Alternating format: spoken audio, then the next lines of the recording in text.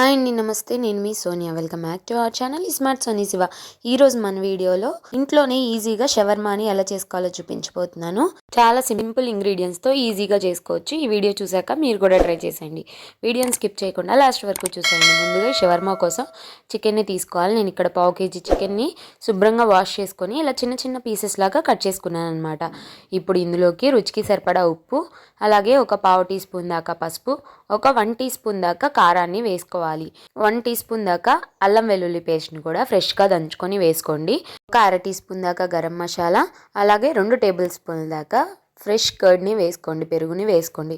ఇవన్నీ వేసుకున్న తర్వాత ఈ చికెన్కి బాగా పట్టించాలి. వీటన్నిటిని కూడా చక్కగా అంతా కలిసే విధంగా ఇలా నేను వీడియోలో చూపించిన విధంగా చక్కగా కలిపేసుకొని పక్కన పెట్టేసుకోవాలి. మనం మిగిలిన ప్రాసెస్ చేసుకునేలోపు ఈ చికెన్ అనేది మనకి చక్కగా మ్యారినేట్ అవుతుంది. సో మూత పెట్టేసుకొని పక్కన పెట్టేసుకోవాలి. ఈలోపు మనం షవర్మాకి పిండి ఎలా కలుపుకోవాలో చూపించేస్తాను పదండి. ఒక మిక్సింగ్ బౌల్ తీసుకోవాలి. ఇందులోకి 1.5 కప్పు దాకా గోధుమ పిండిని అయితే వేసుకుంటున్నాను. ఇక్కడ నేను మైదా పిండి ప్లేస్లో గోధుమ పిండి యూజ్ చేస్తున్నాను. ఎందుకంటే పిల్లలకి పెడతాం, హెల్తీగా చేయాలన్న ఉద్దేశంతో గోధుమ పిండి యూజ్ చేస్తున్నాను. మీకు ఇష్టమైతే మైదా పిండి అయినా యూజ్ చేసుకొని సేమ్ ఇదే ప్రాసెస్లో మీరు చేసుకోవచ్చు.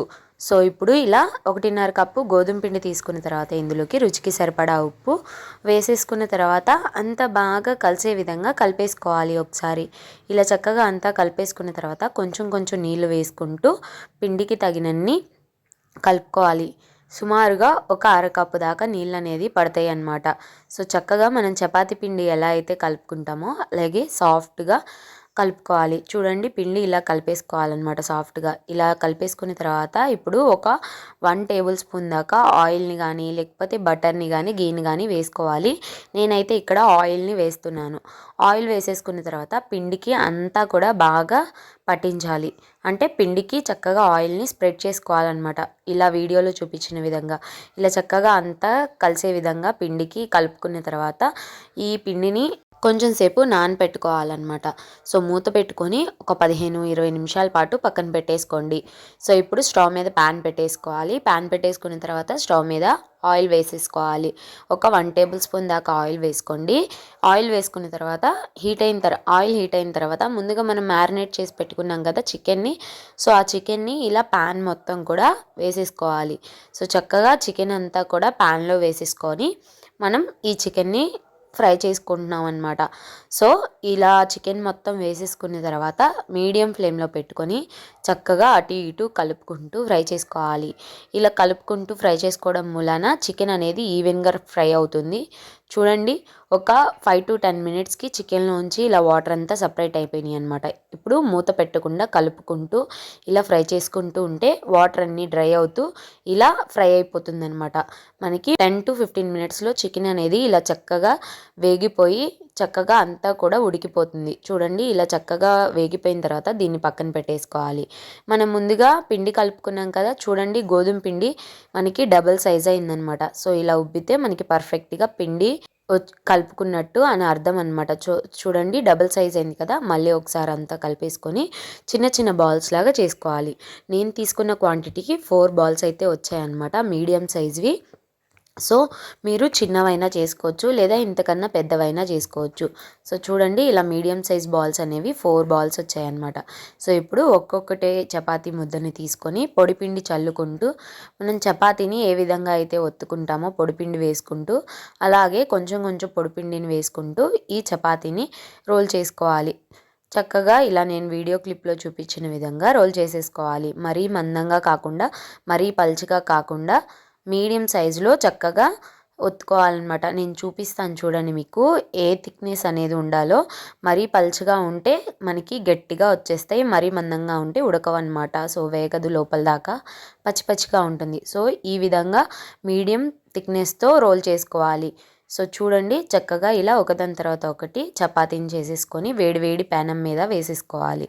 సో వేసేసుకున్న తర్వాత 2 సైడ్స్ కూడా ఒక హాఫ్ మినిట్ పాటు కొంచెం కాలనివ్వాలి. తర్వాత బటర్తో కానీ లేదా ఆయిల్తో కానీ ఇలా కొంచెం గ్రీస్ చేసేసుకొని అటు ఇటు మీడియం ఫ్లేమ్లో పెట్టుకొని కాల్చుకోవాలి. సో ఇలా చక్కగా అన్నిటిని కూడా ఒకదాని తర్వాత ఒకటి కాల్చుకోవాలన్నమాట. ఇలా మీడియం ఫ్లేమ్లో పెట్టుకొని అటు ఇటు కాల్చుకుంటూ చక్కగా ఒత్తుకోవాలి. సో చూడండి, ఆల్మోస్ట్ మన చపాతీ అయితే కాలిపోయింది కదా. సో చూడండి, ఇలా కాల్చుకున్న తర్వాత ప్లేట్లో వేసేసుకొని పక్కన పెట్టేసుకోవాలి. ఇలాగే అన్నిటిని కూడా చపాతీలా కాల్చుకొని పక్కన పెట్టేసుకోవాలి. ఇప్పుడు మనకి షవర్మా చేసుకోవడానికి చపాతీ రెడీ అయిపోయింది. చూడండి, చపాతీ అనేది మైదా పిండితో చేస్తే ఎంత సాఫ్ట్గా వస్తుందో, గోధుమ పిండితో చేసినా కూడా అంతే సాఫ్ట్గా ఫ్లఫీగా వచ్చిందనమాట. సో ఈ పద్ధతిలో పిండి కలుపుకొని ఫ్రై చేసుకోండి, చపాతీని చేసుకోండి, చాలా బాగా వస్తాయి.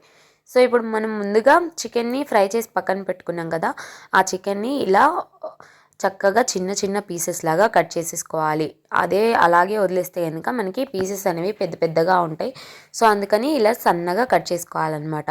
ఇప్పుడు ఒక్కొక్క చపాతీ తీసుకొని ఒక చపాతీ మీద ఒక 1 టీ స్పూన్ దాకా టమాటా కెచప్, అలాగే నేను ఇక్కడ హోమ్ మేడ్ మయోనీస్తో చేస్తున్నాను. ఇది నేను ఇంట్లో తయారు చేశాను. మీకు రెసిపీ కావాలంటే చెప్పండి, పోస్ట్ చేస్తాను.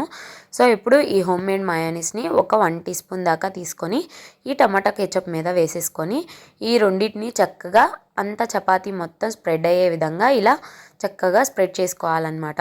సో మీకు అచ్చగా మయోనీస్ లేకపోతే టమాటా కెచప్తో అయినా చేసుకోవచ్చు, మయోనీస్ బయట నుంచి అయినా తెచ్చుకోవచ్చు.